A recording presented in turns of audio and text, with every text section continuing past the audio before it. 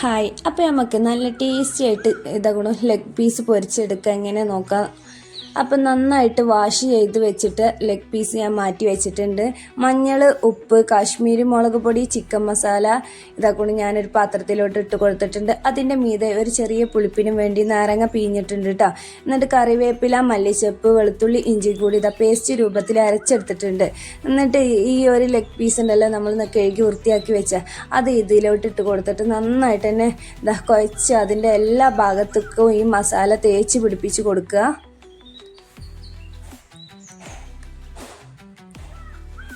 ഒരു 10-15 മിനിറ്റോളം നമ്മളത് റെസ്റ്റ് ചെയ്യാൻ വേണ്ടി വെക്കണം കേട്ടോ. എന്നിട്ടൊരു കടായി അടുപ്പത്തോട്ട് വെച്ച് കൊടുക്കുക. അതിലോട്ട് കുറച്ച് എണ്ണ ഒഴിച്ച് കൊടുത്തിട്ട് ഇതാക്കണം ഈ ലെഗ് പീസ് ഓരോന്നായിട്ട് ഇങ്ങനെ അതിൻ്റെ മീതായിട്ട് വെച്ച് കൊടുക്കുക.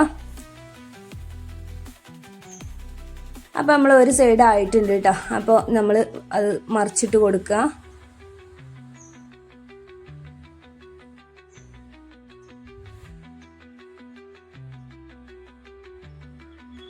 അതിൻ്റെ മീതായിട്ട് ഇതാക്കണം ഈ കറിവേപ്പിലയും കൂടി ഇട്ട് കൊടുക്കുക കേട്ടോ.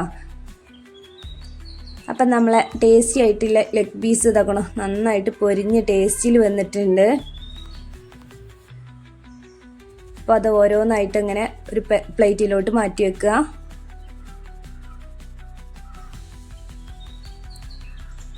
അപ്പം നിങ്ങൾക്ക് എൻ്റെ വീഡിയോ ഇഷ്ടപ്പെട്ടാൽ ലൈക്ക് ചെയ്യുക, ഷെയർ ചെയ്യുക, കമൻറ്റ് ചെയ്യുക, സബ്സ്ക്രൈബ് ചെയ്യാൻ മറക്കല്ലേ.